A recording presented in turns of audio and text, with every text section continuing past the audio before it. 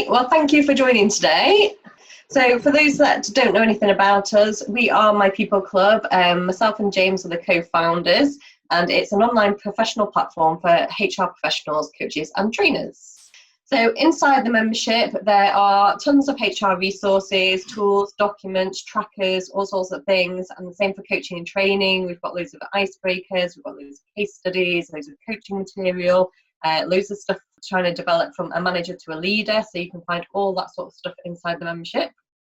As well as that, we also have monthly masterclasses which are brought to you by outside experts, and you'll always see little clips and information about it in the group, so watch out for info on the masterclasses that are coming out.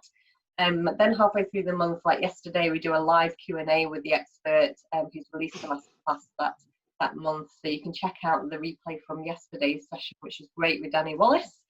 And we also have a business directory, so I know as a HR person, I also looked after everything from health and safety to first aid to stationery, or my team did. So it's really handy to have a business directory with connecting businesses, so you can try and find everything under one roof. And lastly, we have loads of member discounts, so we've got loads of really nice bars and restaurants who offer our members discounts, and we've got loads of corporate discounts as well, everything from recruitment systems to employment law services and lots more. So I shall hand over to James for today's session. Fantastic, thank you Chris, and yeah, welcome everyone to today's session. Looking at coaching and mentoring and saying, is coaching the same as mentoring? And there are three areas that I'm going to cover as we go through this session.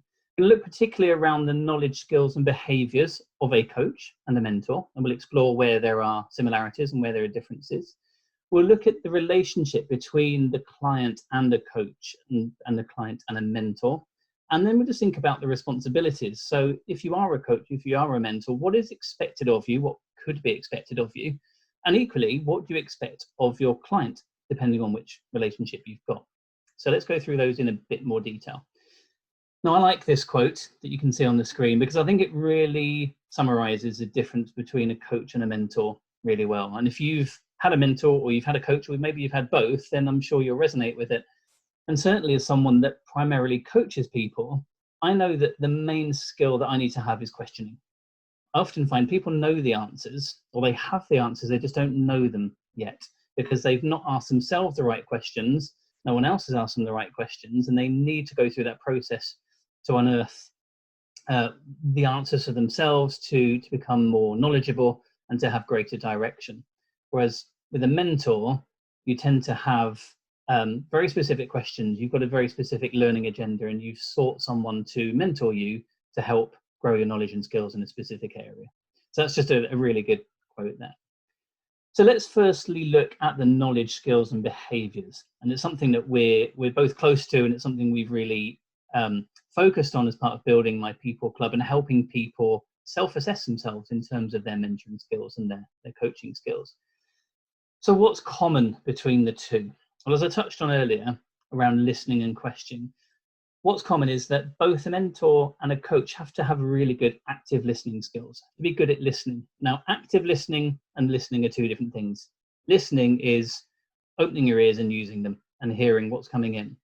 But when you're working with someone, when you're coaching them or you're mentoring them, they need to see that you are listening. So they need to see you nodding. They need to hear you reframe and reposition and paraphrase what they've said. And by doing that, you'll actually be confirming back to them that you've heard what they've said, you've heard the intent, you've heard the meaning, and that you've interpreted it in the right way in order to continue the conversation. So active listening is really important as both a mentor or a coach. And the questions you ask are really critical. Now, as we've shared before in some of our lunchtime learns around communication skills, open questions are questions that you ask someone that can't lead them to answer in a yes or a no type fashion. They're going to be more elaborative. You might ask them why something is happening, what they think about something, where they have experienced certain things, so that they have to give you quite a long answer. Now, the answer they would give you lots of information about them. It will give you lots of context, lots of insight for you to use. The skill is then to use closed questioning to narrow it down. So if they've told you something that might have sounded confusing, might have sounded contradictory to something else they've said, you can use closed questions to narrow down exactly what they meant. where they might give you a specific, yes, I meant that, or no, that wasn't what I was referring to.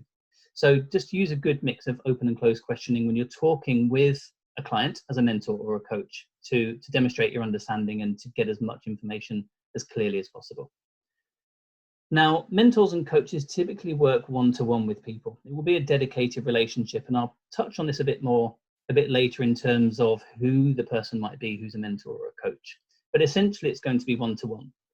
Now, where that can change is where you might be coaching a team or a selection of individuals within a team, and you identify that they've all got a similar developmental goal. So an example, a real-world example, I coach a business that are based in London, and I coach a team specifically around their communication skills to customers, whether that's through chat, whether it's on the phone, whether it's on email. But that's how I work with them. And I work them on a one-to-one basis, listening to calls, looking at emails, looking at chat transcripts. And we link back to some of the training they've had, some of the learnings that I've given them, so that they can grow and they can develop and they can identify where they're doing things really well and where there's areas to progress. Now, if when I'm coaching that team, let's say it's of 10 people, and I identify that 5 of them actually have a similar developmental need, there's something they're not quite grasping, or a new situation with the business has come up, a new angle, something new that they're not used to that we didn't cover in training, then I might actually pick those 5 people and put them into a coaching group, because it's more effective from my time as a coach, and it's more effective for them, and it's more efficient. If I need an hour with them, rather than spending 5 hours coaching 5 individuals on this one new thing, I can get them into a room together, get them into a Zoom session together, and work through it collectively. And the great thing is then they can work together, they can bounce off each other, they can share how they're finding things, and it means that it also makes it sustainable. So when I've had that specific coaching intervention with them, when they go away, they can carry on talking, they can carry on supporting each other, working with each other, and helping overcome whatever that challenge was. So it's typically one-to-one, but recognize when there's an opportunity to bring people together as a group. And you may find, if you've worked with business coaches in the past, that quite typically their business model will be about group business coaching. They might get you all together for a day to talk about a specific theme around business, and the one-to-one element is a bit of a bolt-on. It's a bit of an extra if time allows, or it might be at a premium cost, or it's a first come, first served basis before and after a coaching day. But it's really important to think about what is the best way you want to interact with your clients. But for the most effective change for individuals, it would be on a one-to-one basis, where you can be listening to them, you can be asking them specific questions, and you can be thinking about their behavior and their personality style. And again, this is something we've focused on in the past in a bit more detail, about the difference in people's personality and behavior and what motivates them and how they like to learn. If I was working with Mac as a client and I needed to help him progress and move forward, having got to know him, having maybe used a few coaching tools with him, I would understand the best way of helping him develop and learn. And that could be different to how I work with Beth, from having worked with her and identified what her preferred style is. So the importance as a coach is to think about what is the individual's preferred learning style, what motivates them, get insight into their personality and adapt the style accordingly, and play with it, learn with it, try different things, and you'll know when you are resonating to the best effect with your client and getting a message across to them. Now, if we were to think about the differences between the knowledge, skills and behavior of a mentor and coach, a lot of it comes down to the element of being a subject matter expert. Now, people seek mentors because they have a detailed, in-depth knowledge and appreciation of a certain subject. So if I wanted to grow, let's say, as a project manager, I might seek a mentor who is a senior project manager. Maybe they're a program manager, someone who's been doing that role and has been developing and using their knowledge and skills for years and years and years, way more than I have. And I want to learn from them. I want them to tell me the mistakes not to make. I want them to tell me the little hints and tips that will allow me to be a fantastic project manager. That's my question. I want the answers from them. Now, with a coach, it's going to be more about me. It's going to be more about my potential. So again, with that context of being a project manager, I might work with a coach for them to help me think about how I manage matrix teams well. Coming back to that previous point, how do I manage people's different behaviors, their learning styles? How do I motivate someone to deliver on time on a project for me compared to someone else that's on the project team? And what's my potential? How could I grow to be a more senior project manager? What could I achieve in a year's time if I carried on the way I'm doing? What might my 5-year goal be? Do I want to become a program manager across different businesses or different areas of the business? A coach will help me think about my capability, my potential, and my growth as a person and in that role, rather than those specific skills and knowledge of doing the role. The other aspect that really differs between mentoring and coaching is about the time frame and a bit around the formality. Now, mentoring can be a long-term process, and quite often when someone has sought a mentor, they actually inform more of an informal association, a bit of a friendship together, because that person, that mentor, has been there to help them to share knowledge and skills, maybe to connect them with other people.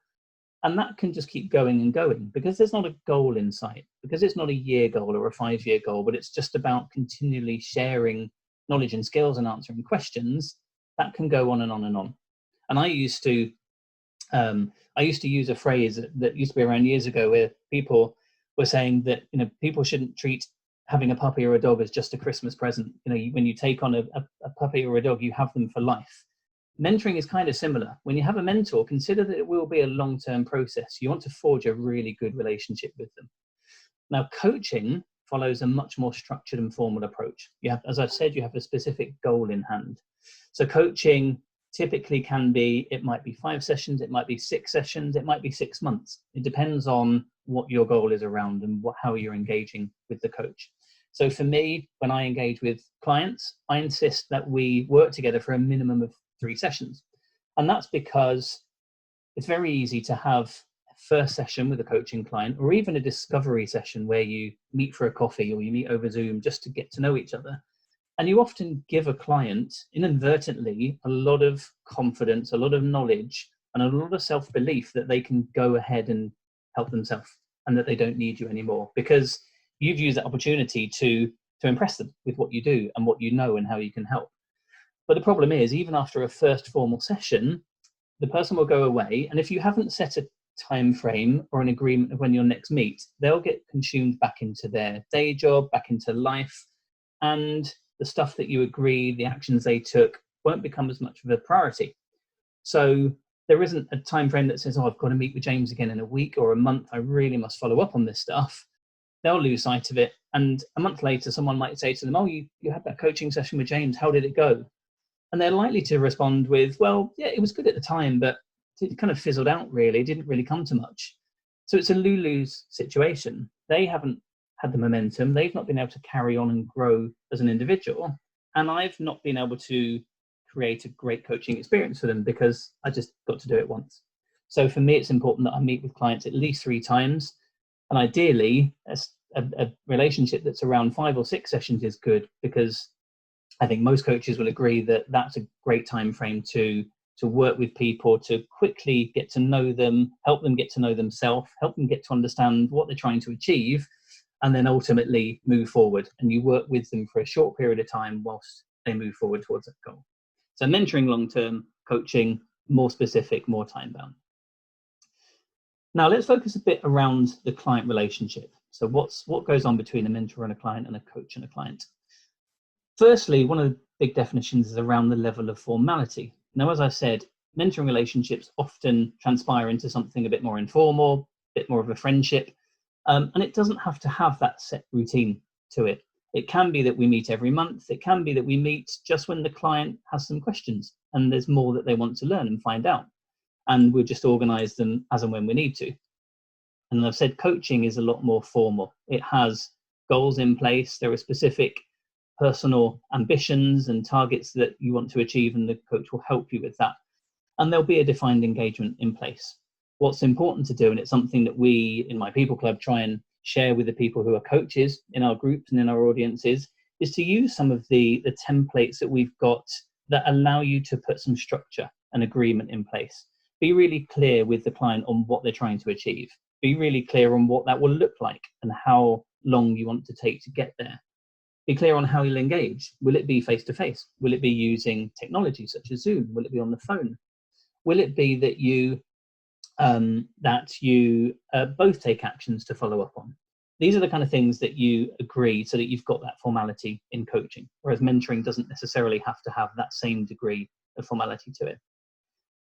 And then when we think about the person that is the mentor or is the coach, there's an aspect of their seniority or experience. So quite typically, someone that's your mentor would be more senior, and they'd certainly have more specific experience to share with you. So with the example I used around a project manager, they'll have typically been in that role for a number of years beforehand. They might be a senior project manager, they might be a senior program manager, and hierarchically in an organization, they may well be somewhere above you. You've looked up to them, they've been recommended to you, and you've gone to get their buy-in to mentor you. Coaches can be the same as that. They can be more senior within an organization, more senior in their experience, but equally they can be at a peer level with you. And it's not so much about where they sit within an organization or the amount of years experience they've got. It's about their ability to coach. It's about their ability to ask you the right questions, challenging questions, to listen really well, and to help you discover more about yourself and discover more about how you're going to achieve your goals and the outcomes that you're after. So sometimes coaches can actually be at a peer level to you, and the relationship is about you learning from their mindset and them helping you. And finally, let's look at responsibilities for a coach, for a mentor, and a client. Now, it's a bit of a given that there has to be an agreement around trust and confidentiality. Kind of what's said in the room stays in the room, but that works both ways. Across coaching and mentoring, you might find that a coach or a mentor will share some of their own experiences that they've gone through, not only to help embed certain messages they're trying to give to you or help you learn as effectively as possible, but also sometimes to prove that they understand the situation you're in. They've been there, they've experienced it, they get it, and they will talk you through what that experience looked like and felt like for them, what they did, how they changed, and what outcomes came out of that. But they will do that on a basis that you wouldn't just go and share that to everyone beyond there, unless you agree to. It might be that you say, do you know what, I'm happy for you to tell anyone about anything that we talk about. I'm completely comfortable with that. But it's always worth making sure that you agree what that trust and confidentiality is. And that's the same if someone's a mentor as well. Someone is mentoring you to help you become more knowledgeable, to develop your skills. You wouldn't necessarily want them to go and tell a group of other people that you don't quite have all the knowledge and skills to be a great project manager. That's not the persona that you would want to give to someone. So you hope that that mentor keeps that trust and keeps your confidence. In terms of commitments, then again, whether you're a coach or a mentor, quite often at the end of a session, there will be actions taken on both of you. Primarily, it would be on the client for them to follow up on some learning. Maybe they're going to follow up looking at for someone else who can help them as well as you. Maybe it's to do some self-learning, some self-development, but it could be that you've made a commitment as well as a coach or a mentor. Maybe you've agreed to connect them to someone. Maybe you've agreed to send through some tools or some templates. Maybe you've agreed to review their LinkedIn profile, review their CV. Whatever it might be, it's important that both of you follow up on the commitments and that you document them. And the great thing of having several sessions agreed and knowing when you're going to meet and how you're going to meet is you've got a time frame around when you would follow up on those commitments. If you as a coach go to your next session with someone and you've not done what you said you would do, then that's not great. That's not going to look good on you, and that's not giving them a great coaching experience. And equally, if the client doesn't go away and fulfill what they said they're going to do, they're kind of letting themselves down.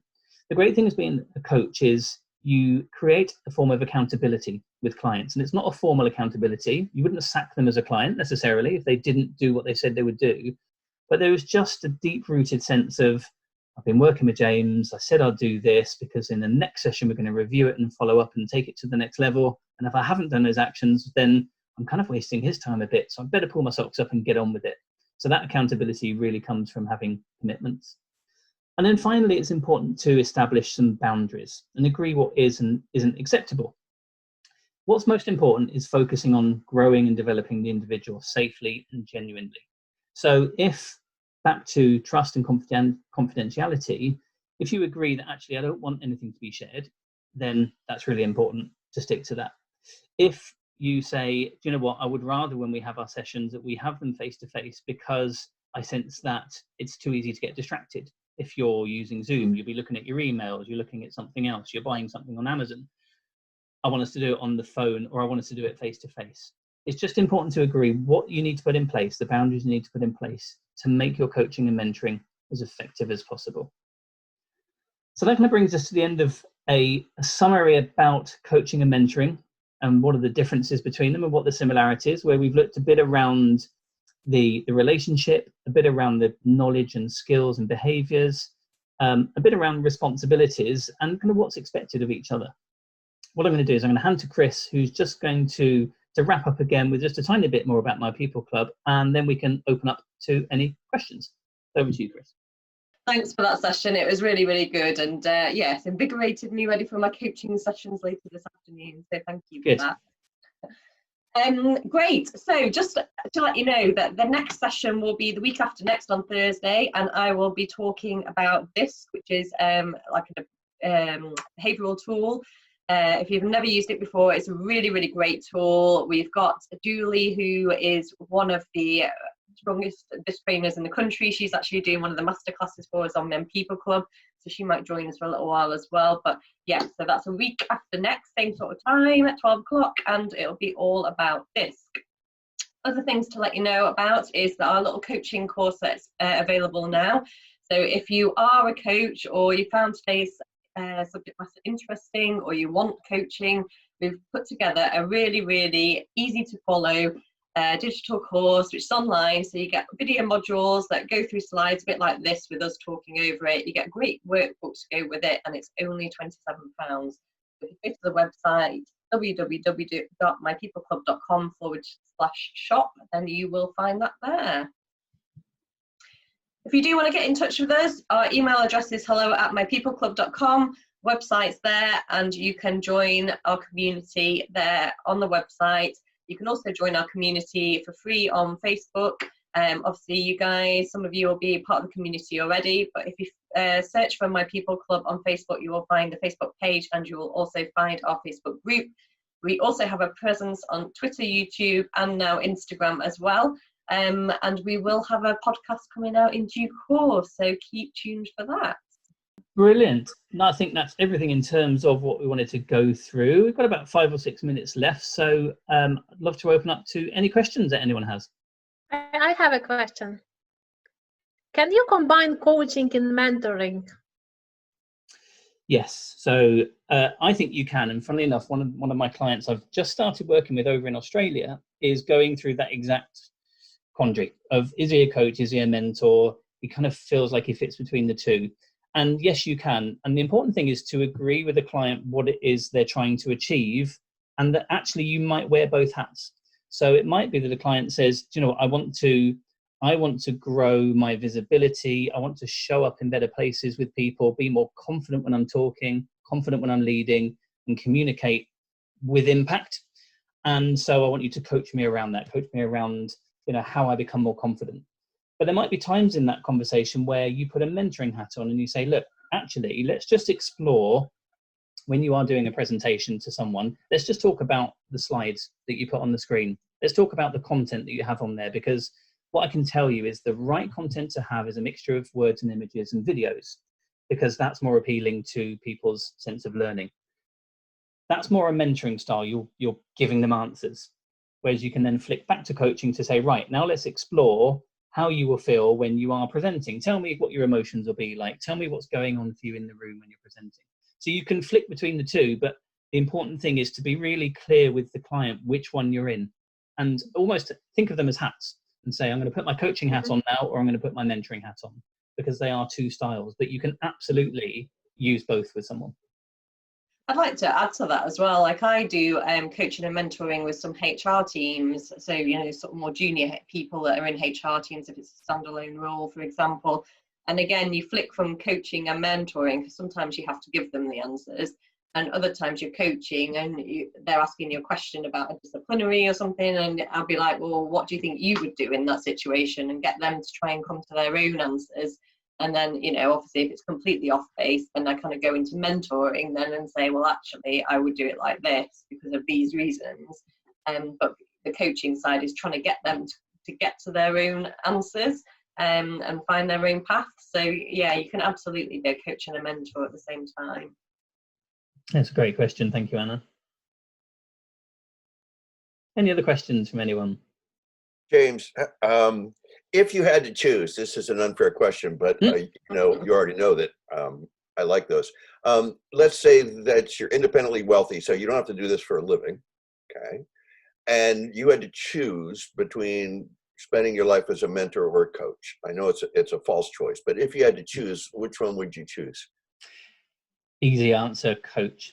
Yeah. And I think because both are about helping people and helping people grow, and I like having long relationships with people, which is what mentoring brings. But I get more value personally and get more of a buzz after a coaching session when I've helped someone really become self-aware, really discover something about themselves, and they have a moment. The big thing for me is about moments where I have a moment where the lights click, their eyes light up, the light bulb goes on, and they say, I get it. I get what I've got to do to progress myself as a human being. And for me, that makes me warmer than someone saying, right, I totally understand what I've got to do to be a better project manager. You've given me the knowledge and skills, or whatever it might be as a mentor. So for me personally, coaching every day. What about yourself, Chris? Yeah, coaching again. I mean, you can't, like you say, you kind of end up switching between the two depending on who your clients are. Like if mine are HR clients, but coaching's good because it's just yeah, you can see the light bulb, or when you're doing like bits of NLP exercises where you're getting them to put themselves in the shoes of someone else and all that sort of stuff is quite rewarding to watch when people grow. Very cool, thank you. Great question.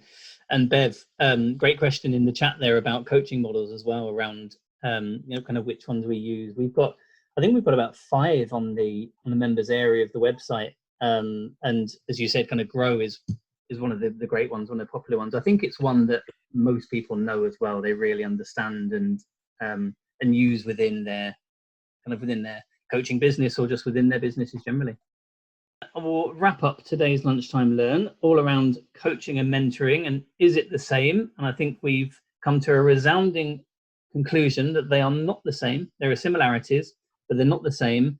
And thanks to Anna's fantastic question that she asked, you can be a coach or a mentor, and you can do a bit of both with clients. The important thing to remember is that there are certain differences between the two in the way you'd approach it, and you'll have to flick between the two to give the best experience. So thank you for joining. Have a great afternoon, everyone. And we were looking forward to speaking to you, or maybe seeing you at the next Lunchtime Learn in a fortnight. Thank you very much. Great to see you. Adios. Thank you. Bye-bye.